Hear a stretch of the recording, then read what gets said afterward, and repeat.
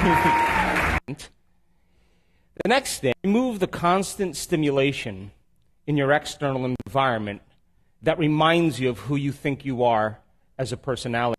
To separate yourself from the people you know, and the places you go, and the things that you do at the exact same time every single day, long enough for us to remind you of what you already know, that you are actually the creator of your life. And we are going to develop concepts and ideas in one day. And every time you learn something new, you make new connections in your brain. That's what learning is. Learning is forging new synaptic connections. And as you begin to leave imprints in your neurological tissue as a result of your interaction in the environment, the next thing is that you're going to have an opportunity then to apply that information, to personalize it, to demonstrate it. And a certain group of people will get their behaviors to match their intentions. To get their actions equal to their thoughts, they'll step out into the unknown and they'll try it. And when they do, they'll have a new experience. An experience then enriches the brain, reorganizing more circuits than what you understood physiologically. But the moment those neurons string into place, the brain makes a chemical, and that chemical is called a feeling or an emotion. And the moment you feel unlimited, the moment you feel like a patient parent, the moment you feel abundant, the moment you feel free, now you are teaching your body chemically to understand what your mind has intellectually understood. So we can say knowledge is for the mind and experience is for the body. And in that moment, you're beginning to embody the truth of that philosophy, of that theory. And you're literally signaling new genes in new ways. And you are rewriting your biological program. But if you've done it once, it must mean you can do it again. And if you can repeat any experience over and over again, you are going to neurochemically condition your mind and body to begin to work as one. And when you've done something so many times that the body now knows how to do it as well as the mind, now it's becoming innate in you. It's second nature. It's easy. It's familiar. It's who you are. As a matter of fact, you've practiced it so many times that you don't even have to consciously think about it because it's becoming a subconscious program. So our job is to go from philosopher to initiate to master, from knowledge to experience to wisdom, from mind to body to soul, from thinking to doing to being, to learning it with your head, practicing it with your hands, and knowing it by heart. And you and I have all the biological and neurological machinery to do this. And this is a time in history where it's not enough to know. This is a time in history to know how. And I can tell you from my last 5 years of traveling around the world, the common people that look just like you are doing the uncommon. They're healing themselves of very serious health conditions. They're creating better opportunities and better lives for themselves, new careers. They're healing old scars and wounds that kept them connected to the past. And they're having mystical experiences that transcend language, that take them years to be able to understand and explain. And they look just like you. That most people in their life wait for that crisis or the trauma, the disease, or the diagnosis, some kind of loss, betrayal in their life before they make up their mind to change. And my message has always been, why wait? Why wait for that tragedy before you decide to change who you are? And when you begin to apply these principles because you understand that they work, then it means then you'll believe in a future more than you believe in your past. And people who do the work are more in love with their future than they are with their past. And they're more interested in telling the story of possibility in their future than reliving the emotions and experiences of the past. And you know, the beauty behind all of this is that you don't have to be a monk. You don't have to be a priest. You You don't have to be a rabbi. You don't have to have 40 years of meditation. You don't have to be a scholar or an academic. As a matter of fact, it's better if you're not. Because the simplicity of all of this, when people begin to apply it, is they begin to experience the fruits of their efforts. And I can tell you there isn't a person in this room that is so special to be excluded from this phenomenon. And that your thoughts literally have an effect on your body. That all thoughts carry an energy or a frequency. And if you believe that on some level that your thoughts have something to do with your body or your life, and you're thinking 60 to 70,000 thoughts in one day, and 90% of those thoughts are the same redundant thoughts as the day before, it's going to produce the same measurable effects in your body, yes or no? And you are going to begin to emit the same energy and information in your field. And you are going to keep creating the same life. So then the same thoughts always lead to the same choices. Same choices always lead to the same behaviors. The same behaviors create the same experiences. And the same experiences produce the same feelings and the same emotions. And those very same emotions drive your very same thoughts. And your biology, your neurocircuitry, your neurochemistry, your hormones, and even your genetic expression is equal to how you think, how you act, and how you feel. And how you think, how you act, and how you feel is called your personality. And your personality creates your personal reality. That's it. That's it. So if you wanted to create a new personal reality, a new life, you would have to change your personality, yes or no? That means then you would have to start thinking about what you've been thinking about and change it, yes? You would have to become aware of your unconscious habits and behaviors and modify them, true? Even what you say and how you talk. And you would have to look at those emotions that keep you connected to your past, because emotions are the end product of past experiences. And you would have to decide, do these emotions belong in my future? That means if you want to be wealthy, you can't take lack or unworthiness. Wealthy person would never feel that way. So most people try to create a new personal reality as the same personality, and it doesn't work. You're literally going to have to become someone else. So the principle in neuroscience says that nerve cells that fire together.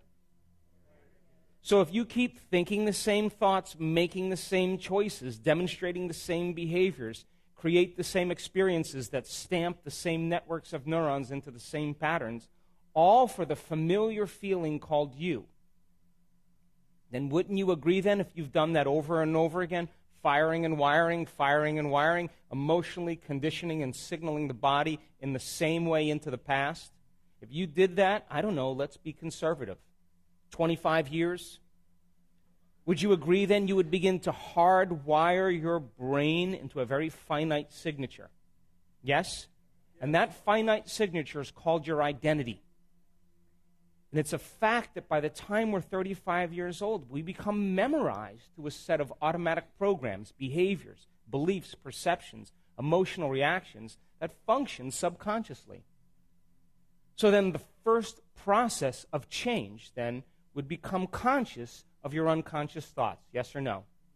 And because of the size of the frontal lobe, which is 40% of your entire brain, the crowning achievement of the human being, the fact that you can observe how you're thinking, notice how you're acting, and pay attention to how you're feeling, the moment you can observe that, it means you're no longer the program, yes or no?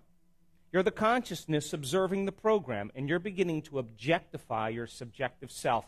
You're no longer your biology. You're the consciousness observing who you are, yes or no?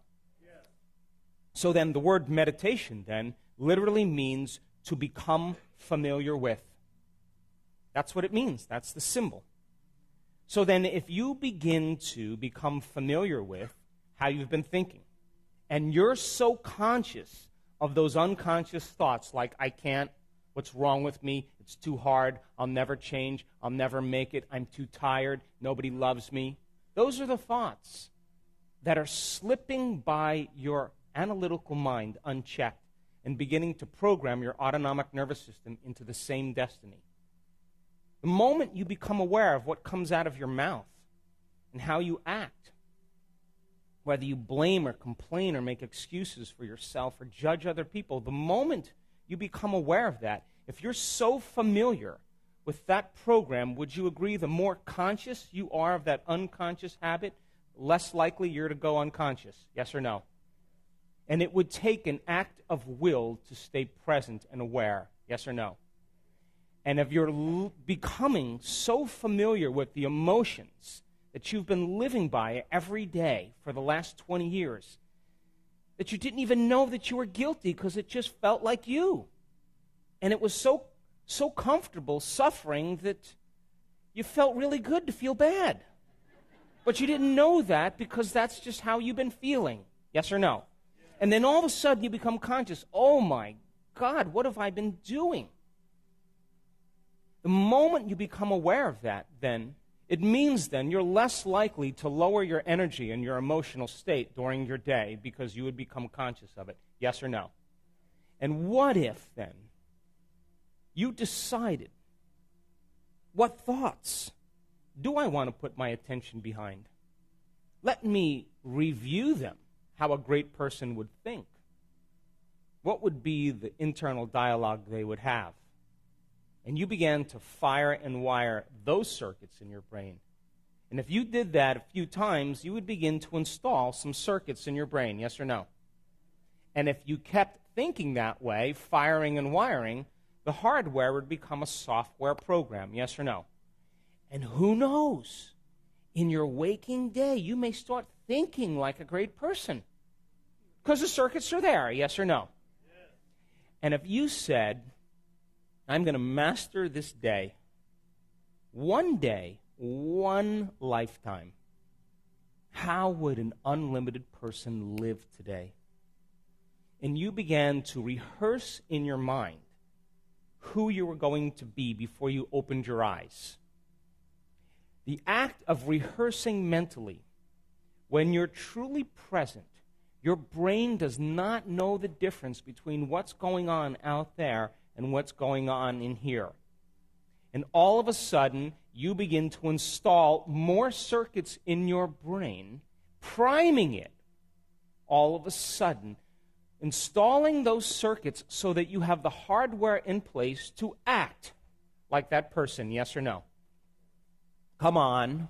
Yes. And if you've done that enough times, would you all of a sudden start acting like that person?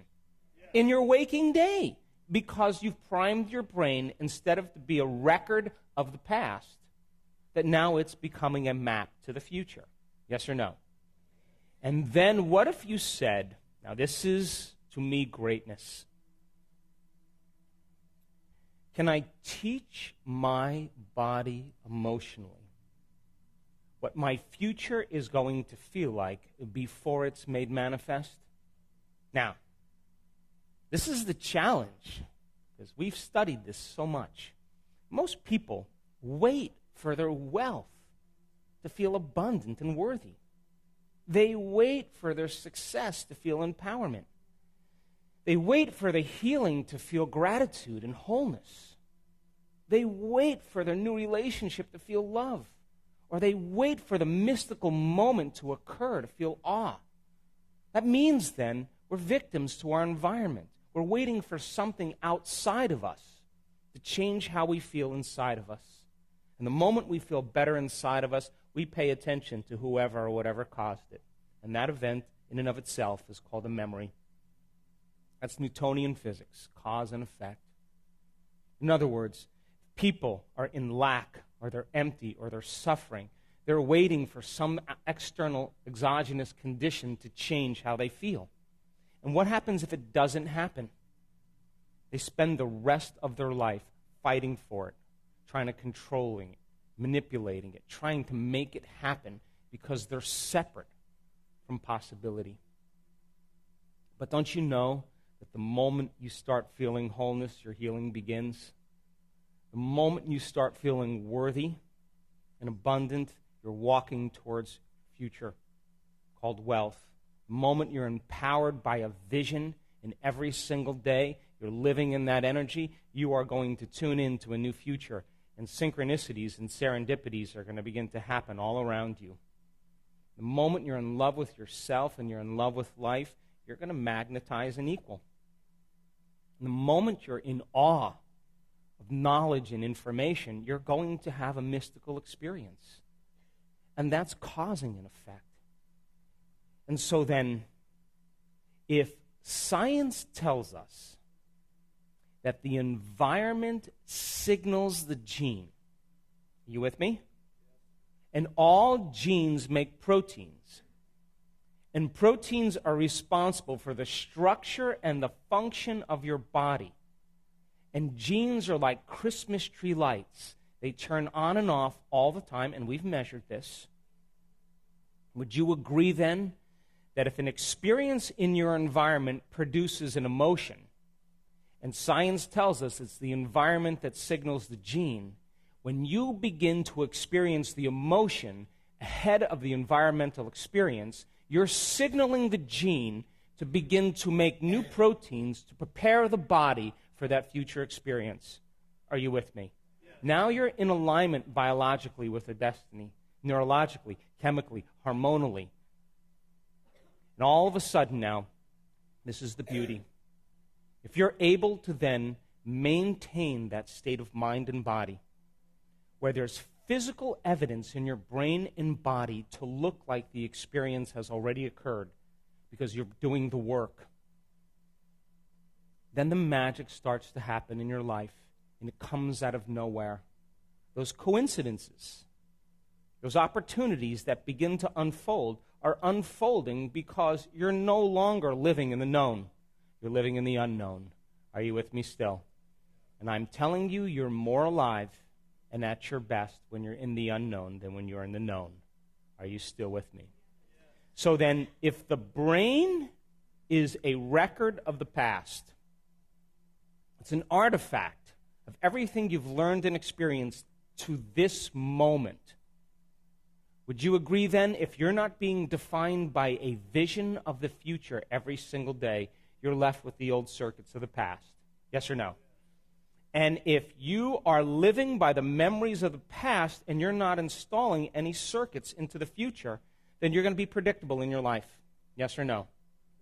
Come on.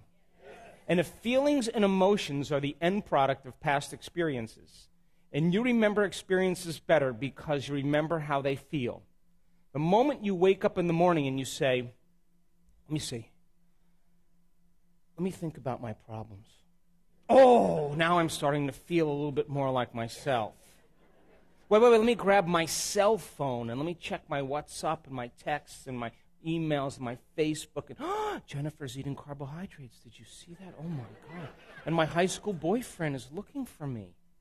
And the moment you begin to connect to your network of your personal reality, the moment you start turning on those circuits in your brain and you come back to your senses and you get connected to those emotions that have defined you based on memories, and those emotions are driving your thoughts, and you can't think greater than how you feel, you're thinking in the past. Yes or no? Yeah. And you'll keep creating more of the same life. So then, think about this. You wake up in the morning, your brain, for the most part, is in the past. Yes or no? Come on, poke the person next to you over there. And would you agree then, if you connect to a familiar feeling or an emotion, and those emotions are driving your thoughts, and those thoughts are creating the same emotions, and those same emotions are driving your same thoughts, and those same thoughts are creating the same emotions, that you're conditioning your body into the past? Yes or no? And your body is the unconscious mind. It doesn't know the difference between an experience in your life that's creating an emotion and an emotion that you're creating by thought alone. So the body, it's believing and it's living in the same past experience 24 hours a day, 7 days a week, 365 days a year. Yes or no? And the body is beginning to continuously get the same information, and it's believing it's in the same environmental condition, which means you're signaling the same gene in the same way. Yes or no? And now you're headed for a genetic destiny. Yes or no? And you've done nothing wrong. You're just taking too long. Because those emotions then will define you. And then someone will say to you, "What's up? Why are you so angry? Why are you so bitter? Why are you so afraid? Why are you so in so much pain? Why are you suffering so bad?" And you say, "I'm so glad you asked." And then you tell a narrative, the story of your past, firing and wiring the same circuits in your brain, working yourself up into an emotional froth to keep signaling the body into the past, reaffirming your personality based on a feeling. And the latest research on memory says that 50% of what you're talking about isn't even the truth. That you make stuff up. You embellish it. That memory is creative. And what that really means after all these years of studying this, when you ask a person that, it means that they had an event or a series of events in their life that branded them emotionally. And when they tell that narrative, what they're really saying is, "I haven't been able to change since that event. I've been altered from that experience." Yes or no? Yes. And they find people in their life that are the same emotion, the same energy, and they use each other to reaffirm their addiction to that emotion, and they get agreement for it. And they say, "I can suffer more than you can." No, I can suffer more than you do. Are you with me still? Yes. So then, the body becomes conditioned into the past, which means for the most part, most people's biologies are anchored in the past.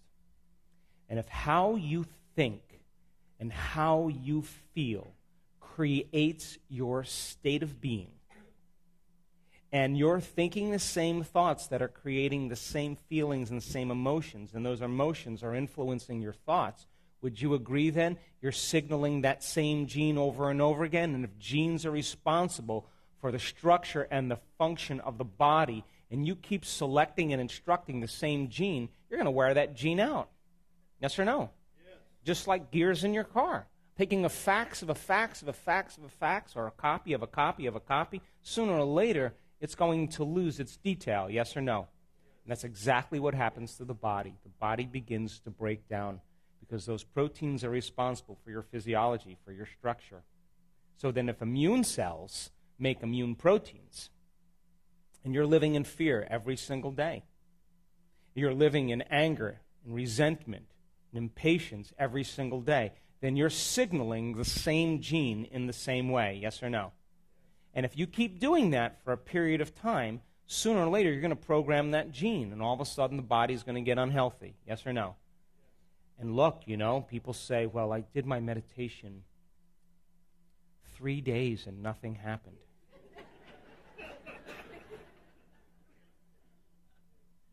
But I tell them, how long did it take you to create that condition? Tell me.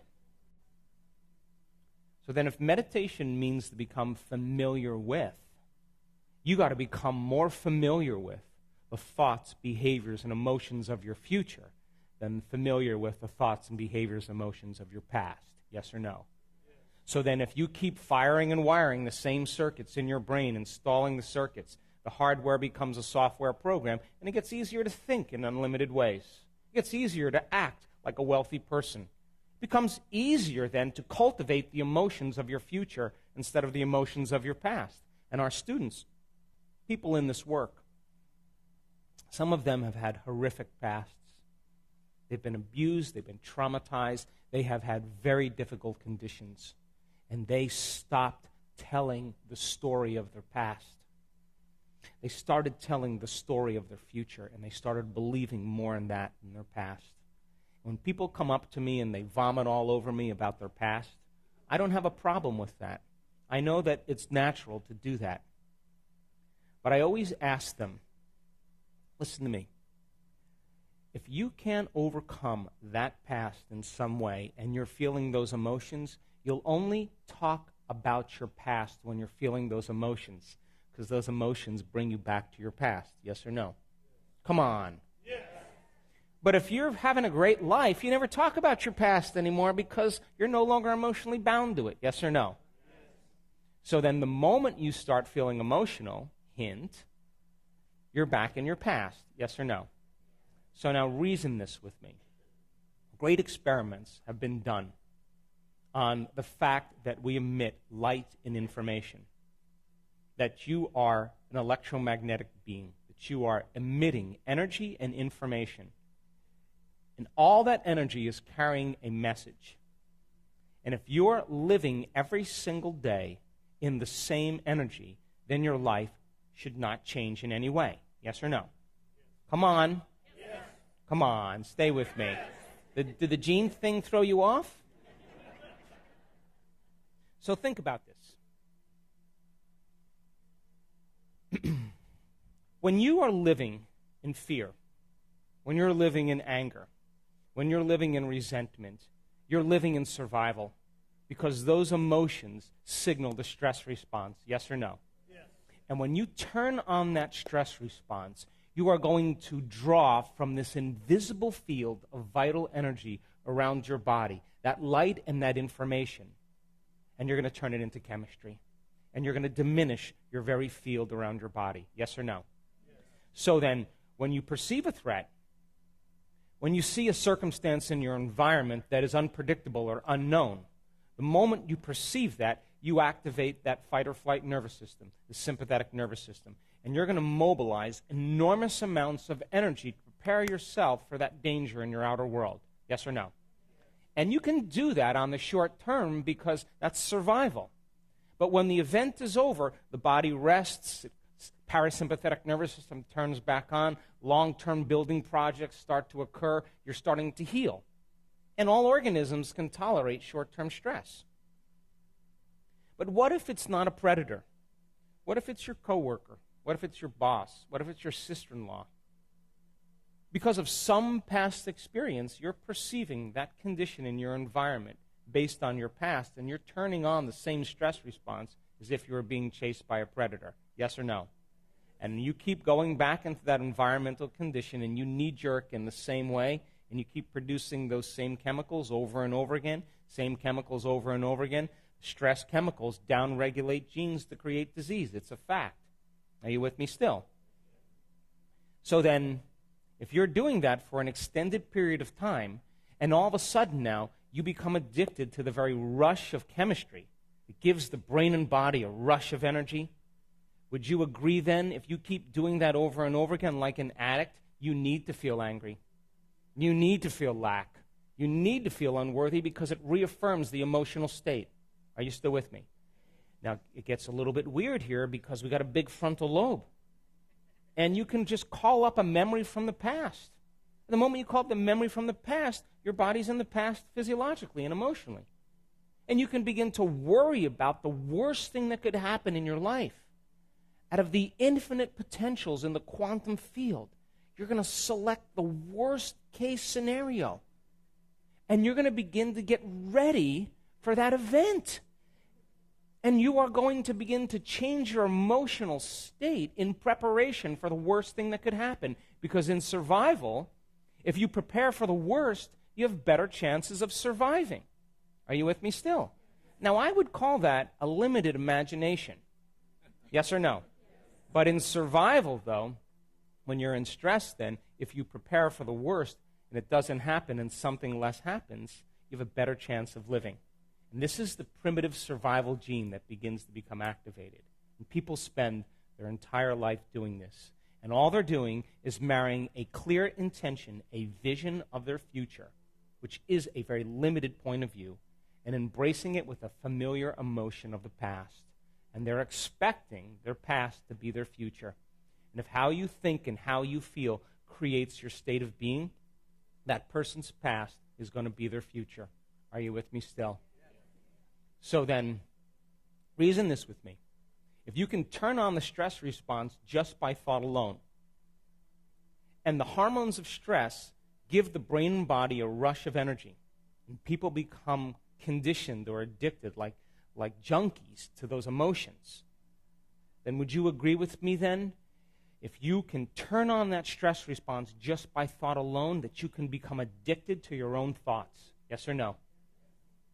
And if the hormones of stress are highly addictive, and you're using your boss or your coworker or your sister-in-law or your finances to reaffirm your addiction to that emotion,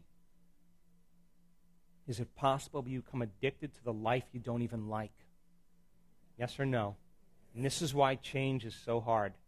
And if you can turn on the stress response just by thought alone, and the hormones of stress downregulate genes to create disease, then your thoughts could make you sick.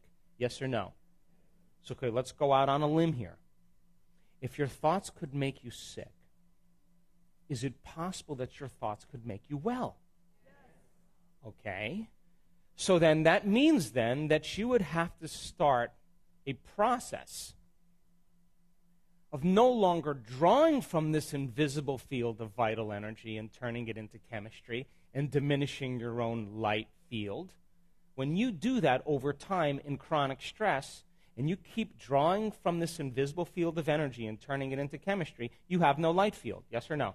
Yes. Come on. Yes. So now you're more matter and less energy, more particle and less wave. And in fact, the hormones of stress cause you to narrow your focus on objects and things and people, because that's where the danger is. And when the hormones of stress kick in and your brain waves go into high beta and you're aroused, you're going to pay attention to your outer world, and you're no longer going to want to believe in your inner world of possibility. Are you with me still? And if the survival gene is switched on, then you won't want to go in, close your eyes, and create, because it's not a time to create. It's not a time to focus on the unknown. It's a time to prepare yourself for what could be lurking behind those corners. It's not a time to learn. It's not a time to open your heart. It's not a time to be vulnerable. It's not a time to sit still. It's a time to run, to fight, or to hide. And people spend the majority of their life living by these hormones. And those hormones cause us to become materialists, using our senses to define reality. And if you can't see it, you can't hear it, you can't smell it, you can't taste it, you can't feel it, it doesn't exist. And all of a sudden, people all of a sudden give up possibility. And now, when they're more matter than energy, they will try to force outcomes, control outcomes, predict outcomes, fight for outcomes, because they are matter trying to change matter. Are you with me still? And as people begin to try to control and predict all the different things in their life when they're aroused by these chemicals, each person, each object, each thing, each place, each experience has a neurological network in their brain because they've experienced them already. Yes or no? And as they shift their attention from one person to one problem or one thing, they start activating these different circuits over and over again.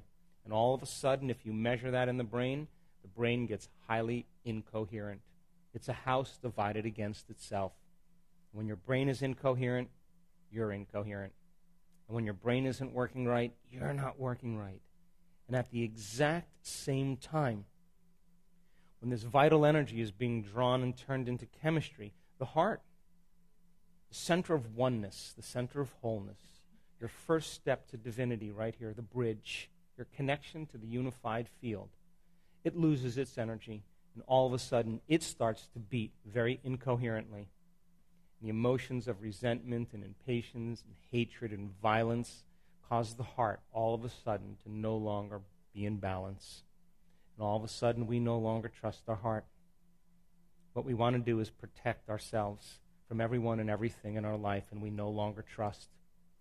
And if you can't trust in the unknown, then it doesn't exist.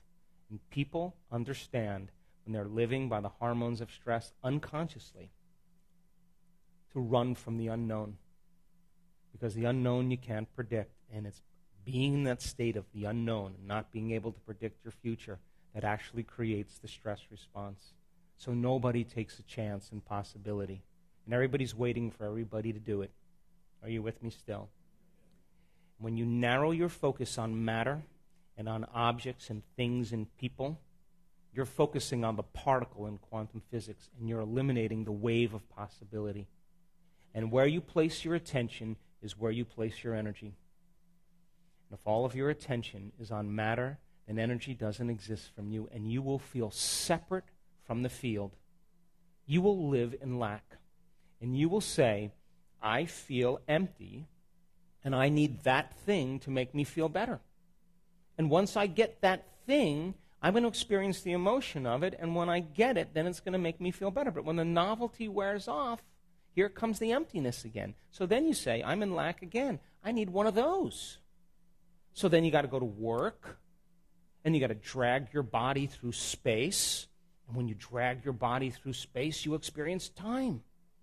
So then you got to go back and forth to work to make the money to pay for the thing that's going to fulfill some lack. But it never does. Are you with me still? And people then, all of a sudden, after 30 years, they have their car, they have their house, they have their relationship, and they're too exhausted to enjoy it. Are you with me still? And that's called normal. But would you agree with me then? If you're waking up in the morning, come on, stay with me. If you're waking up in the morning and you're not being defined by some vision of the future, and your biology is in your past, and you get up and start your day, when you see the same people and you go to the same places, and you do the exact same thing, and you see the same object in your life, it's your environment that's influencing how you think and feel. Yes or no?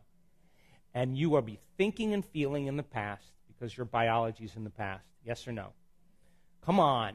Yes. So if you see the same people and you go to the same places and you do the exact same thing at the exact same time, you would have to agree with me then that your personality is no longer creating your personality. Your personal reality is creating your personality. Your environment is controlling how you think and feel. Yes or no? And as long as you're reacting equal to your environment, you should create more of the same environment. Come on. And there should be a nice biological dance, a perfect match between your neurocircuitry, your chemistry, your genes, your hormones, with what's going on in your life. There's a tango going on between your inner world and your outer world. Yes or no? So then, your environment is actually controlling you. You're a victim to the circumstances in your life. And you see the person, you unconsciously react. You go to the certain place and you think about in the past how it was. And so then,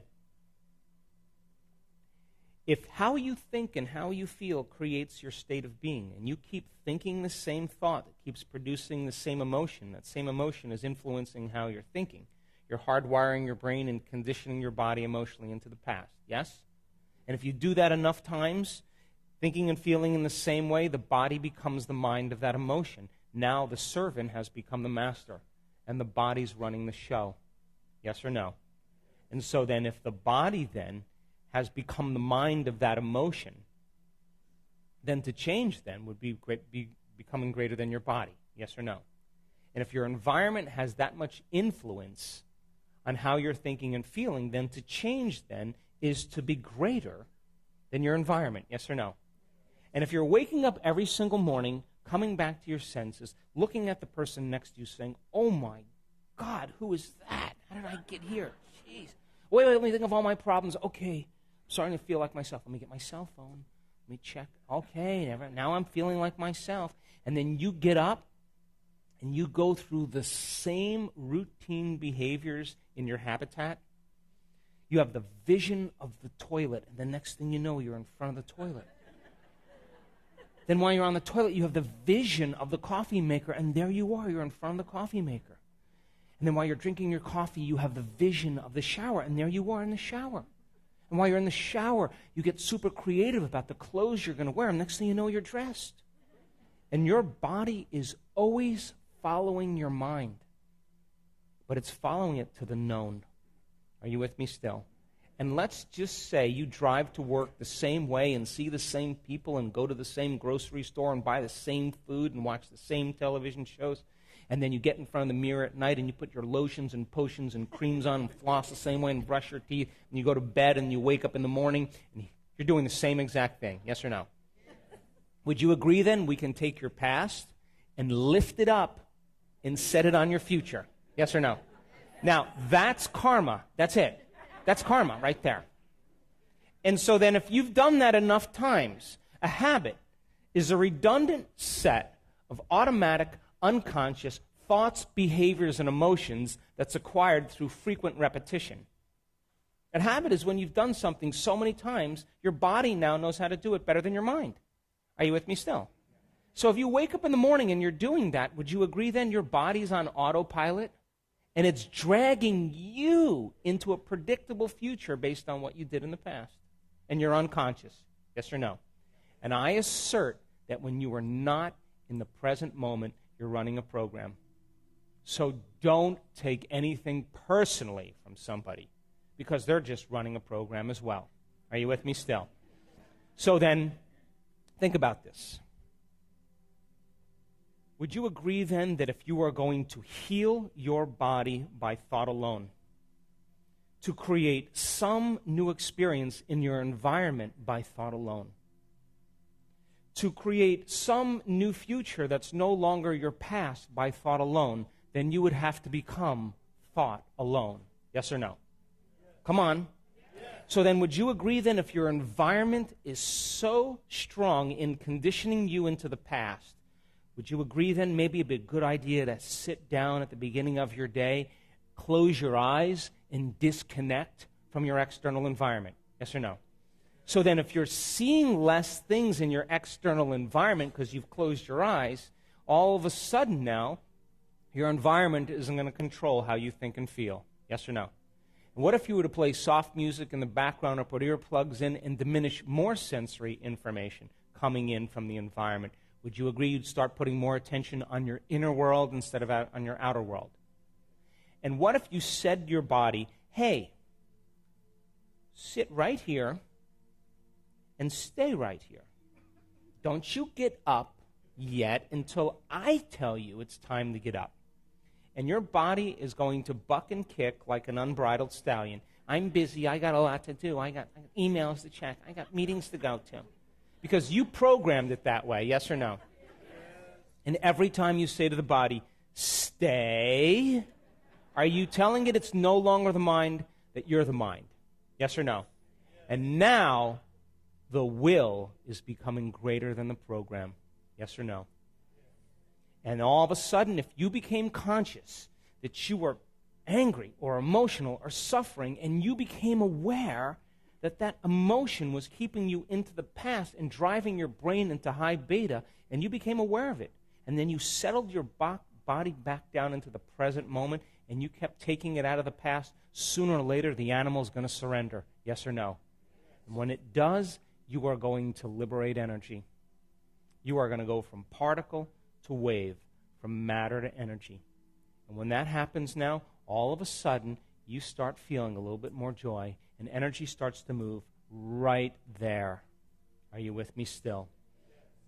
And if you are uncompromising to the eternal present moment, the generous present moment, and you keep coming back to the present moment, coming back to the present moment, and you understand where you place your attention is where you place your energy, and you're no longer thinking about the people you have to see and the places you have to go and your cell phone and your computer and your emails and the news, and you keep returning your attention back to the present moment, would you agree then you're disinvesting your energy out of the known future and you're making room for the unknown in your life? Yes or no? So then, in meditation then, if you are literally going to make some type of change and affect your outer world, you're going to have to put most of your attention on your inner world, and you're going to have to become greater than the conditions in your environment and disconnect from your environment.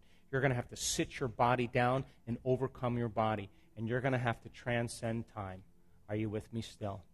So then when you're living by the hormones of stress and you're in a threatening situation and the survival gene is turned on, then you're going to spend the most of your time thinking about your environment. Yes or no? And what is your environment made of? People, pets, things, objects, places, time. Yes or no? And when you're living by the hormones of stress and that survival gene is conditioned and turned on, Would you agree that you better pay attention to your body if you're being chased by Mr. Big? Yes or no? So most people start to put all of their attention on their body, and they start believing that they're their body. Are you with me still? And if you're living by the hormones of stress and you're trying to predict the future based on the past, then you would have to agree with me then when you're in the present moment, you can't be in stress. Because there is no future and there is no past. There's only the present moment. Yes or no? So then meditation is about that. And what we've measured over and over again when we've done this is I now know without a doubt, that you are at your absolute best when you get beyond yourself. Period. And I can tell you right now, you can't tell me you're too old. You can't tell me you're too out of shape. You can't tell me about your past. You can't tell me about your disease. I have seen transformation and shifts in people's bodies independent of how old they are, how out of shape, how in shape, their wealth, their social status. I've seen it happen on all cultures, all ages, all kinds of people. Are you with me still? So then, if you start taking your attention off your body, then would you agree that you would become nobody? Yes or no? Yes or no? Yes. And if you took your attention off all the people in your life that you have to take care of and make sure everything's in place, and all those people have created your identity, that the moment you take your attention off all those people in your life, you become no one. Yes or no? Come on. And if you're not thinking about the things you own and all the objects, your computer, your cell phone, then all of a sudden you're in nothing. Yes or no? And if you take your attention off the place you have to go or the place you're sitting and you get so lost in your inner world that there's no longer an outer world, then you're in nowhere. Yes or no? And if you are not thinking about the predictable future or the familiar past, and you are in the generous present moment, then you are in no time. Are you with me still? And that means then you're no longer your face. You're no longer your pain. You're no longer your job. You're no longer your gender. You're no longer your diet. You're no longer your profession. You're no longer a mother. You're no longer a father. You're no longer a kid. You're no longer your culture, your skin color. You're no longer your name. You are nobody. No one, no thing, nowhere, and no time. And in that moment, you are walking into the door to the quantum field. You are passing through the eye of the needle. Are you with me still? And now, here's what happens when this occurs. And we've measured this enough times. When you're thinking about all those people and things and problems and conditions in your life, and your brain is aroused because of the hormones of stress, and you're in survival, and you're activating all those circuits in your brain is firing very incoherently, and your heart is out of rhythm, and you're drawing from this field and turning it into chemistry, and you're more matter and less energy, that there comes a moment where all of a sudden the person has to settle down and there's chaos going on within them. They're disconnecting from their environment, and it's the unknown. And they have to work in trusting in the unknown more than the known. And as they do this properly, and they get beyond themselves, and they're no longer thinking about those people, they're no longer thinking about their pain or their body, they're no longer putting their attention on objects or things or places and time. If they're no longer activating these circuits in the brain because they're no longer thinking about them, guess what happens? Their brain waves begin to change from beta brain waves, high beta aroused state, into alpha. And in alpha, all of a sudden, the inner world starts becoming more real than the outer world. The brain starts to imagine. And when you're out of the way and you're no longer thinking and feeling in the same way, and you're changing your brain waves, as you change your brain waves, you're falling right into the autonomic nervous system. And as your brain waves slow down, all of a sudden you're connecting to that autonomic nervous system that wants to just do one thing, create order and balance in your body. And it says, she's gone. She's out. And it steps in right into the neocortex. And when it steps right into the executive brain, all of a sudden, it starts taking those different compartments of the brain that were no longer working together and starts to synchronize them. And all of a sudden, you see the front of the brain talking to the back of the brain. We've seen this so many times. You see the right side of the brain talking to the left side of the brain. And all of a sudden, you see the brain starting to move into a more holistic state. And what sinks in the brain links in the brain. And all of a sudden, the person starts to feel connected to something greater. Are you with me still? And the moment that that happens, we can predict it now. The neuroscientists that come and study our work, we say, she's going to pop.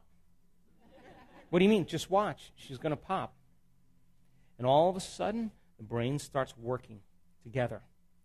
And as they're no longer thinking and they're no longer putting their attention on objects and matter and people and things, and they're all of a sudden putting their attention within them, and that brain starts functioning in a holistic way, it starts to synchronize, and those brain waves become highly coherent. And all of a sudden, when that happens, that energy moves right into the heart. And at that time, we've measured this, all of a sudden, that person starts to feel whole. When that brain, that right hemisphere and that left hemisphere come together and it starts to synchronize, the union of polarities, the union of duality, the union of separation or opposites is called wholeness, it's called love.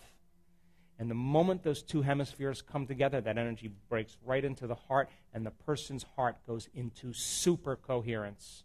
And the field around their body can be up to 8 feet wide, 9 meters wide. Now they're more energy than matter, more wave than particle, and they feel connected to something greater, and they would never try to control an outcome. They would never try to force an outcome. They would never try to predict an outcome because they understand that all they have to do is put their attention on possibility, and their body's going to follow their mind to the unknown.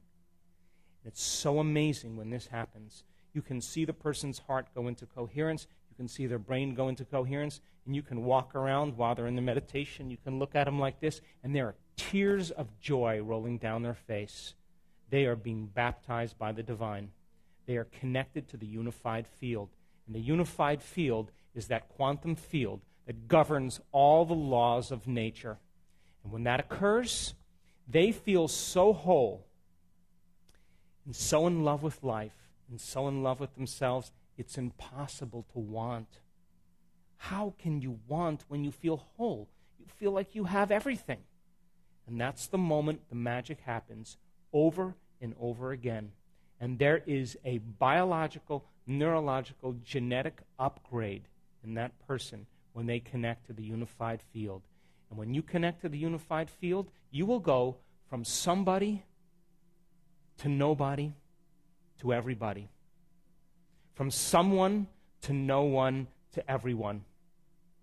From something to nothing to everything. From somewhere to nowhere to everywhere. And from some time to no time to every time.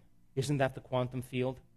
And when that occurs, you will feel so connected and so whole. When you're in that state, you no longer experience separation. You no longer are saying, I need that. You're saying, I already have it. I don't really need anything. And when you're in that state, guess what happens? You go from selfish, driven by the hormones of stress, to selfless. And all of a sudden, that heart of yours begins to open, and the innate capacity in you to give, to take care of, to nurture, to serve is who we really are. And all of a sudden, you create a community of people that are in love with each other, and they understand the way that we survive is in cooperation, no longer in separation. Are you with me still? So imagine this. Imagine. I always say that the thought that you think is the electrical charge in the quantum field. And how you feel is the magnetic charge in the quantum field. And how you think and how you feel is broadcasting information into the field. Are you with me still? Come on. So then if you have drawn from your visible field of energy and turning it into chemistry, and you're more matter and less energy, you're separate from that field, it's going to take a long time for your dreams to occur. Yes or no? Because we live in a realm where there's infinite space. Look at, space goes on forever, yes? And the way we experience time is, as matter is we drag our body through space. Let's go get that. And if we drag our body through space, it's going to take time. So it's going to take time for you to get your dreams because you're matter trying to change matter. Yes or no? But if you're in a realm, and Einstein said, I didn't say this, Einstein said it, the field is the sole governing agency of the particle. He didn't say the particle is the sole governing agency of the particle. Matter doesn't affect matter. Energy affects matter. Are you with me still? So then if you were in the field, then you should be able to connect to that energy and begin to exert greater effects on matter. Yes or no? But doesn't that mean you can't take your body there, right? Can't take your face. Can't take your weight. Can't take your vegetarian diet. Can't take any of it. You got to leave that all there. You got to go as consciousness. You got to go as an awareness. Yes or no? Now, we've measured this enough times. Imagine 750 people in a room, in an advanced workshop. They have overcome themselves. The first day is all about overcoming themselves. And we know that the energy in the room usually goes up slightly, because we measure it, or it goes down slightly, or it goes up a little bit. Because as people begin to break their emotional bonds with everyone and everything in their life, they're drawing energy from the field, and they're building their own vital field of energy. Yes or no? Yeah. So then we should see the energy in the room drop. And we do, because, hey, if you're using your best friend to reaffirm your addiction to suffering, hello? Am I getting too close? And then you're breaking that addiction, then you're gonna no longer be bound to that person energetically, and you're going to start calling energy to build your own field. Because all of that suffering, all of those emotions, all that guilt, all that resentment is your creative energy that's tied up. Are you with me still? So there's no energy to create with. So then as you're drawing from this invisible field of energy, and you're breaking the bonds with your past, present reality, the energy of the room will drop. We've measured it. But when people start to overcome themselves, all of a sudden they start to contribute to the field of energy in the room. Now, all of a sudden, their heart starts to become more coherent. How do we know that? We measured it. And I don't care how old you are. I don't care about your past. I don't care about your skin color, your gender. I don't care about any of that. When people finally open up this center and we teach them how to do it, and I just was in a long meeting with the Heart Math Institute that we partner with, and he keeps telling me, your results are supernatural. And I keep telling him, our students are supernatural. Imagine 750 people in the room. They're overcoming themselves. And they start activating this center, their center of oneness, their center of wholeness, their connection to the unified field. And as the heart starts getting coherent and it starts creating elevated emotions like gratitude, people are feeling the emotions of their future that begin to create holism and oneness. And not just doing it for a few seconds. We want our students to sustain it, to make it a skill, to regulate internal states independent of the conditions in their external environment. And our students can hold it for 45 minutes. Imagine, heart is in super coherence. When that heart starts to beat in rhythm and they're sustaining it, all of a sudden that field starts to expand. That energy starts to become very coherent, like dropping a pebble in water, after pebble, and it's creating this wave. And that's the magnetic field around the body. Are you with me still? A measurable magnetic field. This is science. And that energy is a frequency. And all frequency carries information. So imagine then 750 people in the room opening their heart with an elevated emotion like the joy for existence, the love for life, the inspiration to be alive, care, kindness, compassion, activating this center, the union of duality, and they're putting out a measurable, coherent magnetic field. And if all that frequency carries information. They lay the thought, the intent on that energy. And what if you had 50 people in the front of the room wearing heart rate monitors? And they're sitting there, and the rest of the room is sending the thought on that energy for the greatest good for those people sitting in the front of the room. You tell me then how majority of those people, how their hearts all go into coherence at the exact same time, on the exact same day, in the exact same meditation. You see, we are bound by that field of love and energy. Are you with me still? And that's what creates community. So then, when you start to open your heart, every single person that you are connected to, you begin to have an effect on, because you are entangled in energy. Are you with me still? So then, when that person starts to go into heart coherence, and they start producing a measurable coherent field, and their brain is in coherence, there's research that shows that the heart and the brain are communicating not just by nerve cells and nerve tissue, that they're interfering and creating a coherent electromagnetic signature. And the heart begins to act like an amplifier, and it begins to affect the brain, becoming more coherent. The brain sends a more coherent message to the heart, and all of a sudden the person is in a whole different state of being.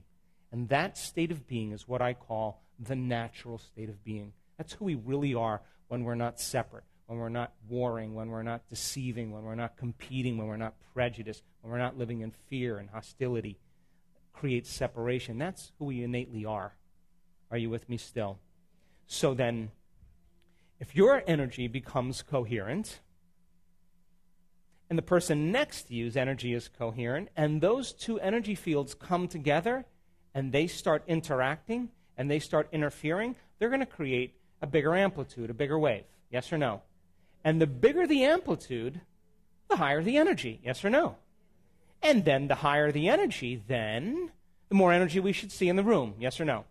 And we've measured the energy in the room, and it always goes up in our events because the divine is present.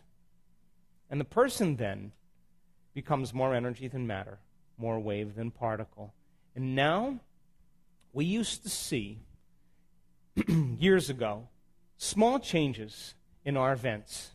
You know, people having here and there some wonderful experiences. And now, it's happening in shorter and shorter amounts of time. And the higher the energy, the faster the frequency, the more connected they are to the unified field, the shorter amount of time it takes for it to occur. Are you with me still? And I can tell you without a doubt, I've looked at over 8,000 brain scans. I can tell you that when you analyze your life within some disturbing emotion that's created by the hormones of stress, you are going to make your brain worse. Because those emotions are the past, and you're thinking in the past.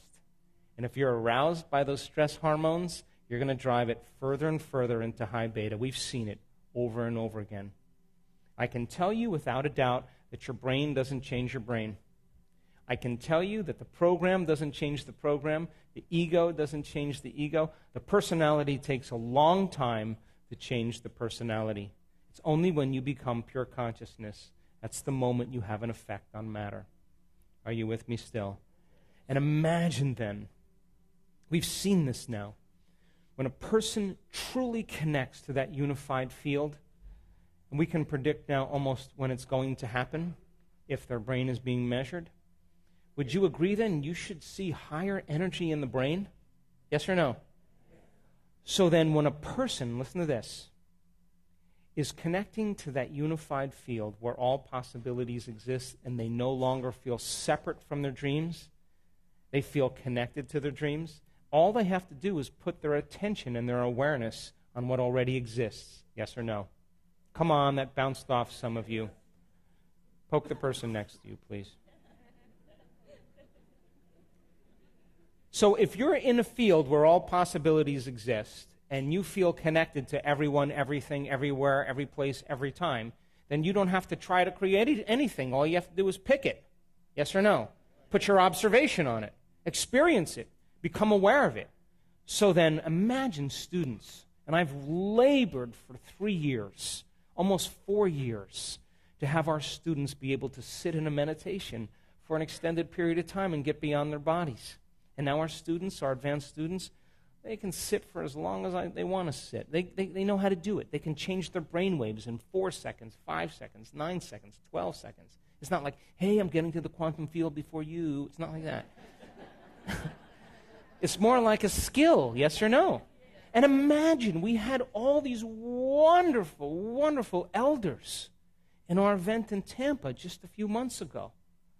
And you can't tell me that you're too old to do this, because I saw them connect. And one lady in her late 70s said, I lost my spiritual virginity today. She connected. So imagine then, when the person truly connects to that field and they begin to tap into a greater frequency, it should be measurable in their brain, yes or no? And imagine we're capturing amplitudes of energy that have never been recorded in the history of neuroscience. And we can say, when that occurs, she can't make her brain do that. It's happening to her. And while that's going on, we're doing all this amazing research. The brain is in deep, deep, deep delta.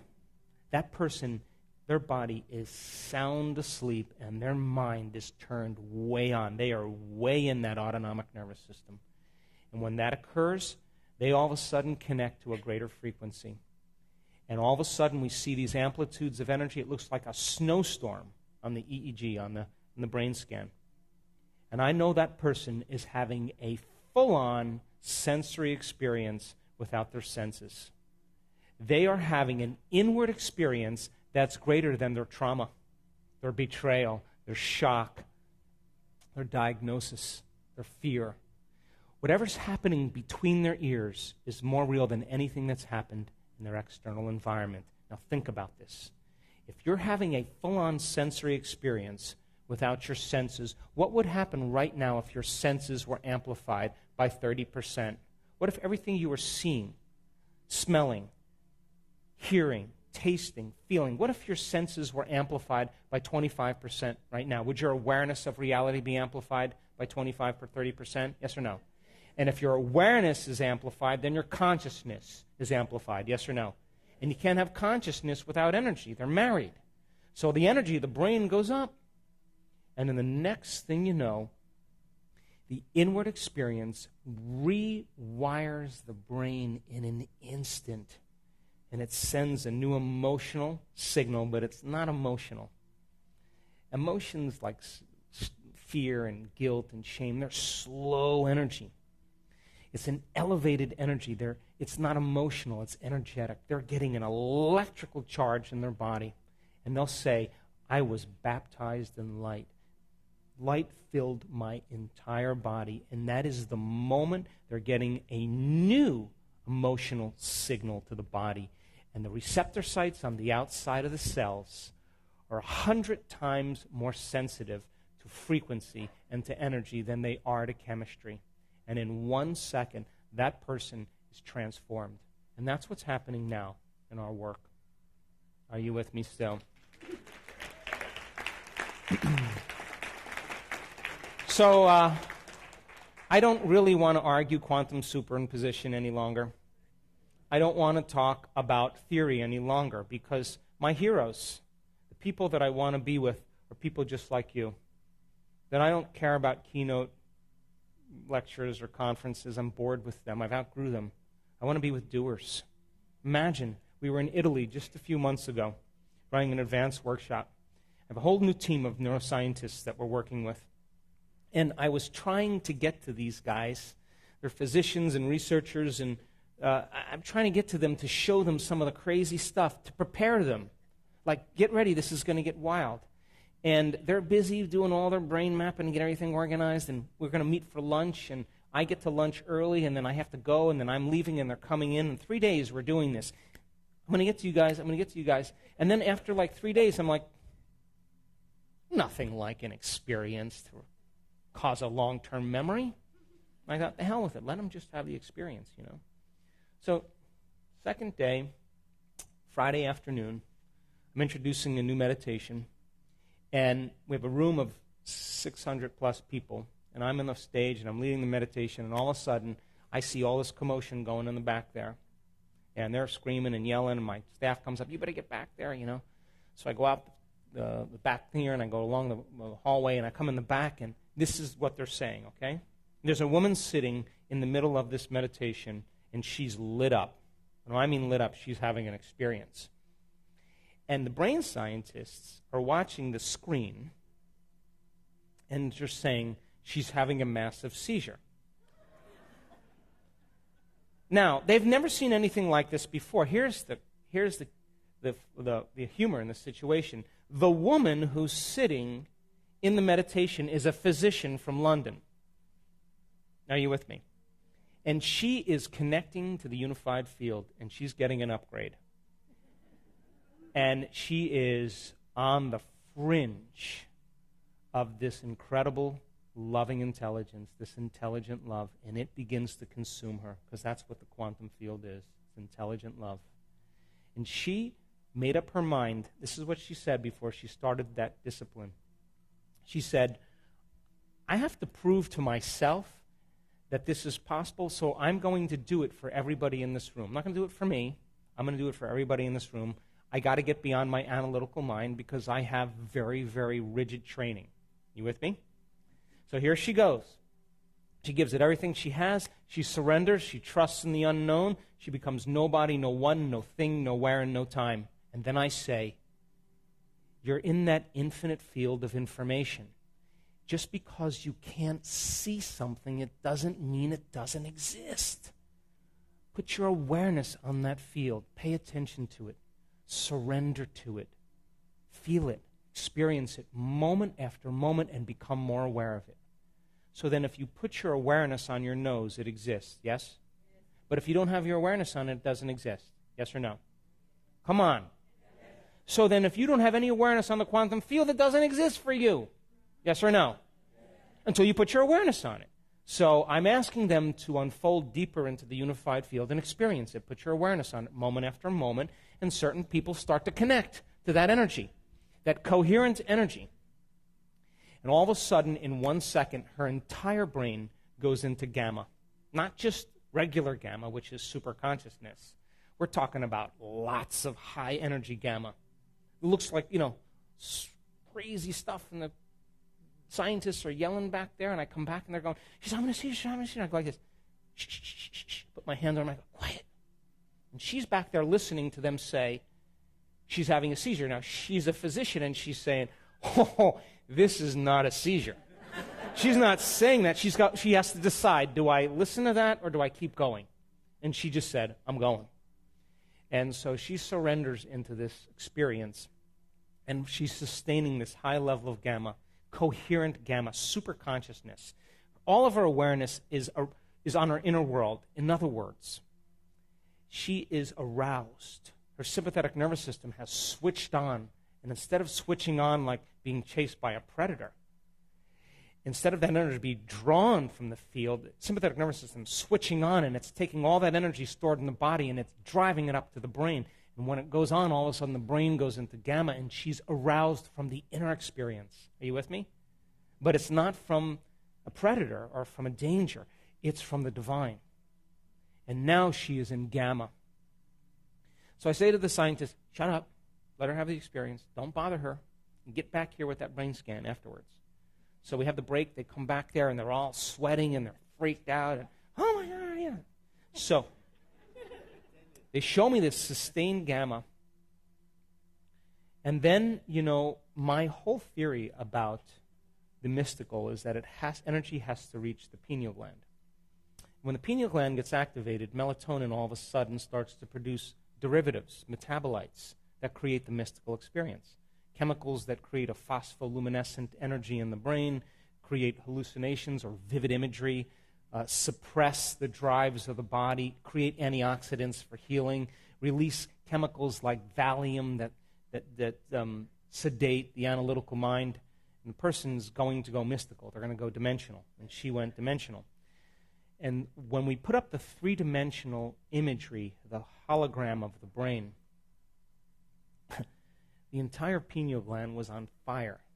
It was on fire. I knew in that moment that what we were doing was correct. So we had the scientists come up on the stage. You know, there's nothing like a good story. We bring the doctor up there. We show the brain scans. That scientists are like little kids, goofy and laughing. Ooh, I can't believe it. This is crazy stuff. It's not a seizure. I mean, I spend hours with these people every week and go to meetings, and they're yelling at each other. This can't be. I'm going, it can be. Well, it's not normal. I know it's not normal. You got to think out of the box. So she tells the story of how the divine connected to her and said, hey, in imagery and profound information, I've always been with you. Welcome. And she was laughing and crying at the same time. And now this is not like a dream or visualizing. You understand this is a download. Yes? And with that information comes energy, because you can't separate the two. She's getting a very profound message. She's on the stage sobbing, telling the story. And then the event ends in Italy. And we all fly back to Seattle. And when I land in Seattle, one of the researchers is a physician. She's a brilliant lady. And she sends me a picture of this woman who's the physician from London. And she had eczema from the time she was 3 months old. Now, she's a doctor now, right? She did the diet, she did the cortisol, she did all the creams, she did all the things, took all the Benadryls, and of course, all of that was matter trying to change matter. Yes or no? And so she got a little improvement, and kept it at bay. So they sent me the picture of her arm with eczema covered all over her arm, and then 2 hands like this, and eczema all over her hands. Monday morning, they send me the next picture of her arm, and there's no eczema on her arms anywhere. None. And no eczema except a little bit on the outside of her hand. So then, if you connect to that unified field of oneness and wholeness, then wholeness and oneness should be reflected in your biology, yes or no? And would you agree the more you surrender and get out of the way and get beyond your body and your face and your skin color and your culture and your problems and your past and your future, and you trust in that unknown, the deeper you go into it, the faster the frequency, the shorter amount of time it should take to produce effects in your life. Yes or no? And people who do this work always say the same thing. It came out of nowhere. And I always say to them, that's because you created it in nowhere. Something appeared out of nothing. That's because you created it from nothing. It happened in no time. I know. You created it in no time. Yes or no? So then, the divine in you, in closing, has always been present with you. Yes or no? It's an omnipresent intelligence that's loving you into life. Yes? And so there's your outer environment, and if you want to hide the divine anywhere really well in a human being, you put it within them, because they'll look everywhere else for it. Yes? So it's a presence, yes or no? And it's standing here and it's waiting. And you know when someone's present in your life with you because they're paying attention to you, yes or no? And you know when they're not present with you because they're not paying attention to you, yes or no? So imagine this presence that's waiting for you to do your meditation, and you go like this, you're doing your meditation like that. I meditate today. And it's going like, are you kidding me? Oh my God, I don't know if I can do. That's what you're bringing to it. And then while it's standing there waiting, you're thinking, I got to take care of that person. I got to check that email. I got to do this thing. And all your attention is on your outer world, and it's going, hello, I'm over here. And then would you agree that the moment you become nobody, no one, no thing, nowhere, and no time, you're taking your attention off somebody, someone, something, someplace, sometime, and you're becoming nobody? Now you're looking at it, yes or no? And you walk through that eye of the needle. Once you get through it, then there's more. And if you can unfold deeper into the unified field, and as you move closer towards it, would you agree then you'll experience greater degrees of wholeness and oneness and less separation? That means you won't have to try to create your dreams. All you have to do is become aware that they already exist and experience them. Yes or no? So then the closer you get to it, the shorter amount of time it should appear in your life. Are you with me still? Come on. And what if you were to connect with it? Truly connect with it. Would you agree then? You will become more willful because it has an amazing will. Come on. You become more loving. It's a loving intelligence. Yes or no? You become more giving. It's a giver of life. Yes or no? You become more forgiving. It's forgiven you millions of times. Yes or no? You become more conscious. It's a consciousness. Yes or no? You'll become more mindful. It has an infinite mind. Its nature will become your nature. Its mind will become your mind. And people then in your life will say, something's up with him. He must have changed his medication today. Because as Dawson said, your nervous system is the greatest pharmacist in the world. And that common people just like you are doing the uncommon. And this day-to-day is to inspire you to begin to practice it in your life and to draw with a community of people that are actually doing it. And that they carve out a little time out of their busy day to present themselves to the world as a greater ideal. And if you can sustain and maintain a modified state of mind and body your entire day and keep your energy up, get ready, because something unusual is going to happen in your life. It's the law. And I know it from experience, and I've witnessed it too many times. And it will come in a way that you least expect. Why? Because if you can expect it, it's nothing new. If you can predict it, it's more the same. It's got to be a surprise. It's got to rock your world. It's got to catch you off guard, and it has to leave no doubt that what you did inside of you produced some effect outside of you. And when you can correlate the changes you made inside of you with the effect you produced outside of you, you're going to pay attention to what you did, and you're going to do it again. And that's when we go from being a victim to being a creator. Thanks for listening.